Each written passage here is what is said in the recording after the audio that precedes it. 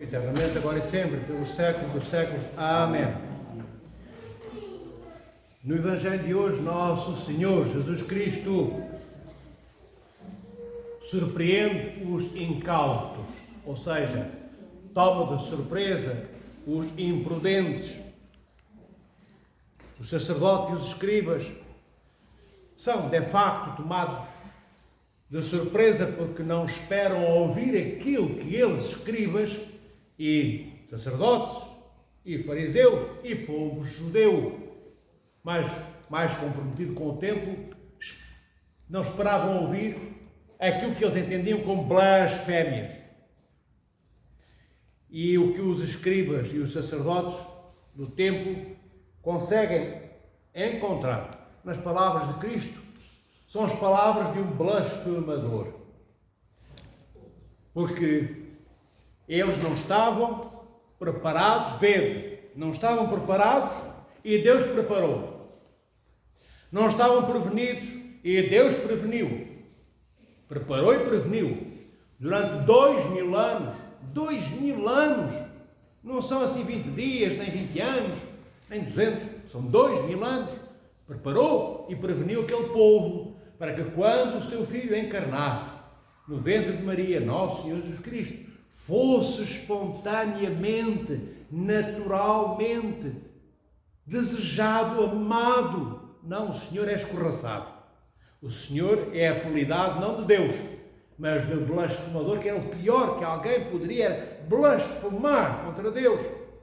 Quando no Evangelho de hoje, o Senhor diz que tem poder. Não, o Senhor não diz que tem. Eu tenho o poder para perdoar os pecados. Não, o Senhor não diz nada disso. O Senhor faz muito mais do que isso. Ele simplesmente perdoa os pecados. E quando chega o paralítico junto dele, transportado naquela maca essa transportada por pessoas, homens certamente naquela época, ou mulheres, que o levassem, eram pessoas que o amavam. Porque aqueles e aquelas que dentre vós hoje têm filhos ou filhas de 7, 8, 9 anos, quando o menino está a dormir, que é aquele peso morto, que está com soninho, não está acordado, vê do peso que não é. Bem, aquele paralítico, não sei se pesava 60 quilos ou se pesava 100 quilos, é verdade que teve amor naqueles que transportaram a maca para o apresentarem Nosso Senhor Jesus Cristo. E vede a estupefação, ou seja, a admiração, a surpresa também daqueles transportadores da maca, dos transportadores do paralítico, quando de repente chegam junto de Cristo, esperançados e na certeza que Cristo iria curar o paralítico, e de repente, o que é que acontece? Os teus pecados são-te perdoados. É o que Cristo diz. Cristo não começa por dizer, levanta-te e anda. Não. O Senhor diz-lhe ao paralítico, os teus pecados ser-te-ão perdoados.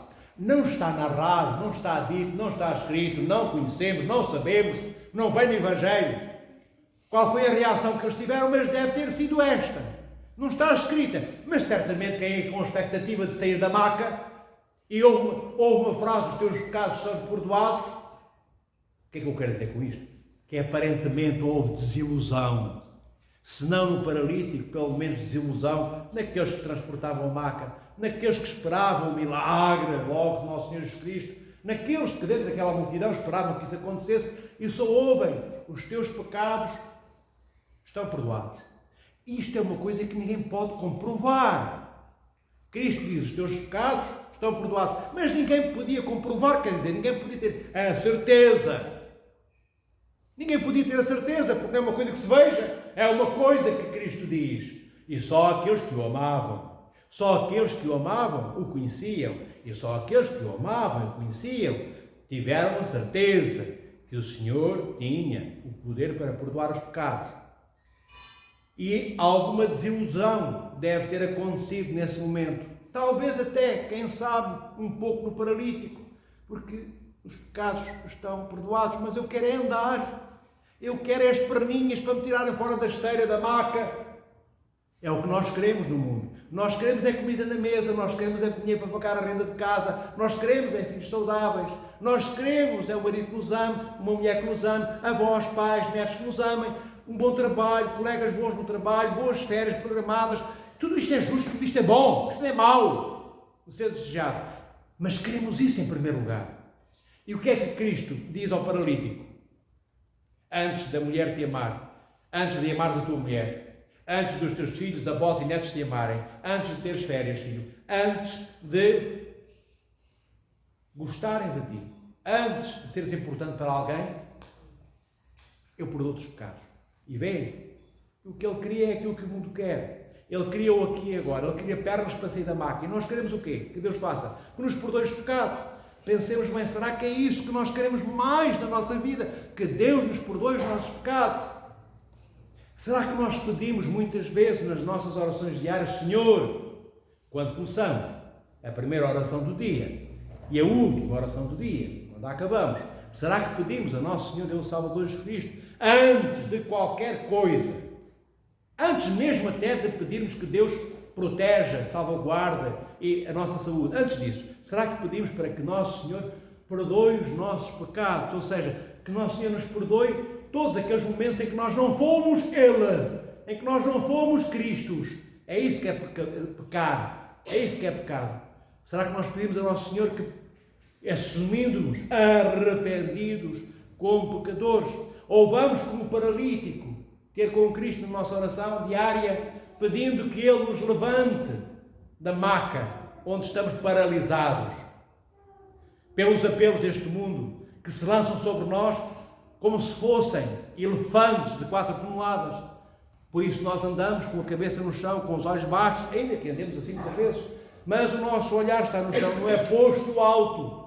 Não é posto alto. O paralítico, pelo menos, tinha essa vantagem sobre nós, às vezes não é ele que às vezes teve, às vezes nós podemos não andar com os olhos no chão, o que eu quero dizer. E a vantagem do paralítico é que ele está lá embaixo, na maca, obrigatoriamente para olhar para Cristo tinha que olhar para cima.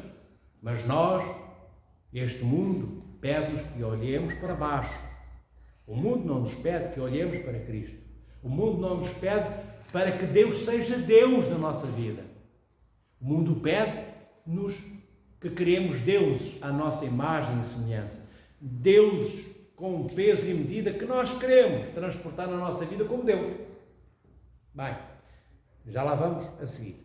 Mas, voltando ao Evangelho de hoje, isto tudo tem a ver com o Evangelho de hoje, logo imediatamente a seguir, é esta frase: os teus pecados estão-te perdoados. Entretanto, o Senhor vê os corações, vê a alma dos escribas e diz-lhes: porque é que tendes esses maus pensamentos nos vossos corações? Porque Cristo vê, como viu os pensamentos dos escribas, que eram maus pensamentos, também vê os nossos pensamentos, também vê os nossos pensamentos dos nossos irmãos, de nós próprios, em função deles e delas. Bem, mas logo a seguir Cristo diz: levanta-te e anda. Para quê? Porque é que o Senhor escolheu esta táxis, ou seja, esta ordem de acontecimentos? Porque é que Ele não curou primeiro e não perdoou os pecados depois? Porque é que fez exatamente o contrário? Primeiro, em primeiro lugar, perdoou os pecados e depois cura. Para quê? Para que todo o povo visse que Ele, Cristo, Ele, o Filho do Homem, como Ele se designa a Ele próprio, Filho do Homem por Filho de Maria, e também porque nos profetas vem nomeado com essa designação de Filho do Homem, para que todo o povo percebesse que se Ele conseguiu curar o paralítico, também é verdade, se é verdade que o paralítico saiu da maca, e todos viram, quando o Senhor diz: levanta-te e anda, toda a gente viu. Bem, se todos verificaram que Cristo tinha o poder para curar o paralítico, também se lembraram: então também é verdade que Ele pode curar os pecados. Que foi o que Cristo disse antes. Antes ao paralítico Ele diz: os teus pecados serão perdoados. Então o Senhor usa desta pedagogia, ou seja, deste ensinamento, porque o povo tinha um coração de pedra, era rude e frio e gélido, e duvidava até da sua própria sombra. E ali não havia como. Claro que o mais importante para nosso Senhor Jesus Cristo não foi curar o corpo. O mais importante foi curar o corpo e a alma. A alma, sobretudo a alma, porque se a alma estiver curada, o corpo naturalmente segue a alma. E na maioria das vezes o corpo é são, a não ser que sejamos convidados ao martírio. E o nosso corpo apodreça neste mundo passo a passo, Mas isso é só para alguns, isso é para os mártires. São João Crisóstomo viu o seu corpo apodrecer à medida que é acorrentado, porque ele foi acorrentado e preso em Constantinopla, na cidade que era a capital do Império, depois vai guardado por tropas imperiais e anda durante meses e meses pela estrada fora, e não eram estradas destas, eram estradas daquele tempo, e os intestinos vão apodrecendo. São João Crisóstomo, Deus permite, celebra a última liturgia e morre. Então também, nem sempre, quando a alma está curada, o nosso corpo vive até aos 500 anos.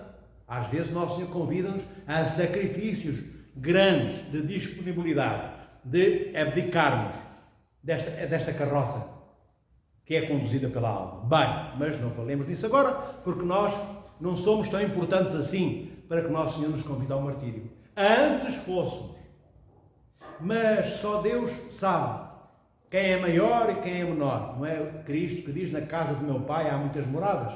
Logo, não importa se estamos na primeira ou se estamos na última. O importante é estar no reino dos céus, lá dentro, um dia. E foi por isto que Cristo Nosso Senhor primeiro curou os pecados do paralítico.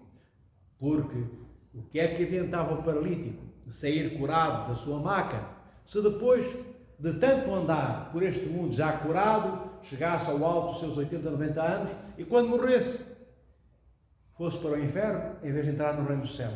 Então o Senhor começa por curar a alma, que é essa que nos conduz ao reino dos céus, é essa que nos conduz nesta vida. É um corpo honesto, que faça o que é devido. Um corpo, se seguisse as nossas mãos, o nosso olhar, os nossos ouvidos, os nossos pés, como eu já disse, o nosso coração, se seguissem o encaminhamento, a direção que a alma quer para o corpo ajudava também a alma a santificar-se muito mais rapidamente do que acontece. Na maioria dos casos, tantos, sabemos nós lá, só Deus sabe, Ele é que julga um dia, no dia do julgamento final. Mas dizia eu, sabemos nós quem é que vai para o reino dos céus. Às vezes vemos, ao longo da nossa vida, e olhamos aquela que já tem 50, 60, 70 anos, e parece, pelos atos que praticaram, que se eles não forem santos, então nós também não seremos nunca. Mas são suposições nossas. Nós vemos atos exteriores, e os atos exteriores, onde os nossos olhos tocam, são esses atos exteriores sinais que devemos levar em consideração. O que importa não é o que eu digo, o que importa é o que eu faço. Então, se vemos pessoas fazerem o trabalho dos santos, se calhar são santos também, provavelmente sê-lo-ão. Por isso, o seu trabalho, o seu exemplo é importante para nós. Mas, voltando à primeira premissa, em última análise, só Deus decide quem entra no reino dos céus ou não. Nós temos que nos preparar, amados irmãos e irmãs. E foi isto que o Senhor começou por nos ensinar no Evangelho de hoje. Estai preparados. É o que Cristo quer dizer quando perdoa os pecados ao paralítico. Estai preparados. E nós temos que nos preparar porque este mundo onde nós vivemos atormenta a nossa serenidade, perturba a nossa paz, destrói a nossa coragem e vicia-nos nos seus apelos. O mundo chama-nos para o quê? Para termos conceitos nossos, ou seja, opiniões próprias, para termos convicções, como eu disse, mas não só numa área, em todas as áreas. Tenhamos conhecimento ou não, é suposto nós podemos abrir a boca e vociferar, não importa o quê, mesmo sem conhecimento. Mesmo hoje, as gerações mais novas, e as mais antigas também, que se afastam da Igreja, da Igreja Ortodoxa, e no Ocidente, da Igreja Romana e das Igrejas Protestantes, e de tudo aquilo que se diz ser Igreja, só Deus sabe lá se são igrejas ou não. Nós sabemos que somos. Entendem? Não temos que dizer quem é ou deixa de ser igreja. Nós não temos que dizer que aquele não é, não está na igreja de Cristo. Não nos compete a nós. A nós compete-nos dizer, eu estou na igreja de Cristo. Esta é a igreja de Cristo. É isso que nos compete a nós dizermos. Bem, e a propósito do Evangelho de hoje, o mundo deixa-nos assim, o mundo e o demónio no mundo, um perfume pequenino, assim para que a nossa alma seja enganada. A que é que eu chamo este perfume pequenino?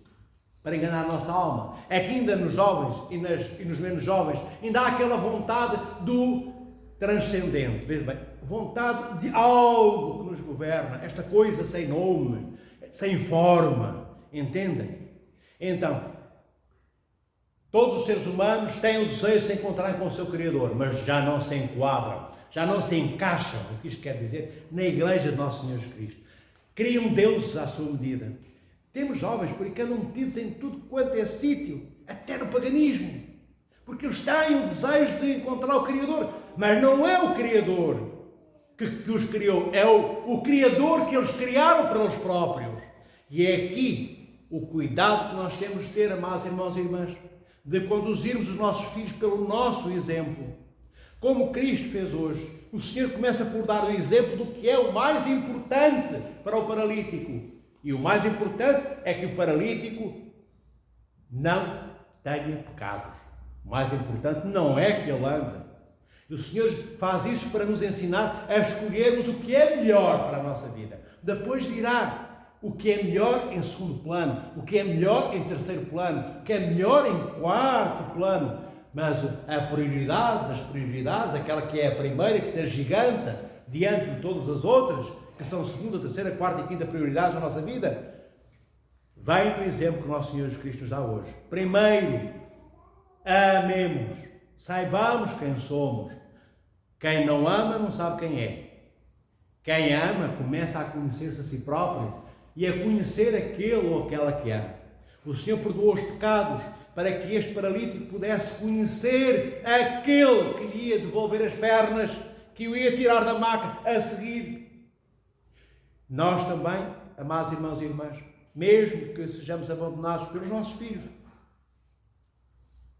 às vezes o problema não está nos filhos, queridos irmãos. Ia se calhar dizer algo que não seria justo. O problema está em nós, o problema está nos pais, que damos, se calhar, não os melhores exemplos. Pensemos, será que somos os exemplos que devíamos ser para as nossas famílias, para os nossos filhos? Será? Se calhar alguns pais e mães são, mas será que somos todos na dimensão exata, um exemplo? Ou fomos, desde que saíram do nosso ventre, desde que as nossas crianças tiveram meses de idade, 1, 2, 3, 5, 7, 12, 14, 15 anos, será que não fomos permissivos? Será que falámos demais e fizemos de menos? Se falámos muito e fizemos pouco, é justo perante o mundo que não sigam os nossos passos. Ninguém quer ouvir palavreado barato, sem peso e sem conteúdo e sem cor. Por isso muitas vezes nós falamos e ninguém nos ouve. Porque as pessoas não querem palavras vazias, não querem palavras ocas, querem conteúdo e cada vez mais. Por isso buscam até o inferno pensando que estão a ir ao encontro do reino dos céus. E nós, se calhar, somos responsáveis.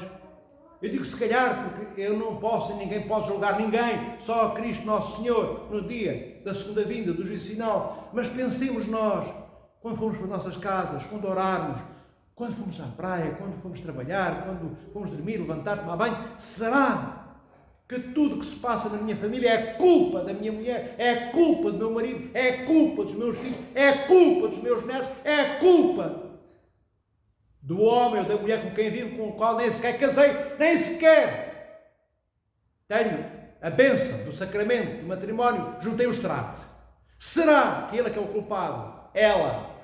Será que são os vizinhos? Será que é por causa do meu trabalho? Será porque tenho os meus bisavós internados no hospital em estado de pré-comático ou comático há 20 anos e que não estão em estado de coma, eu tenho que lá ir uma vez por semana e isso destrói a minha paz interior? Então será que são os outros que são culpados de tudo? Não é para ninguém responder. Claro que não.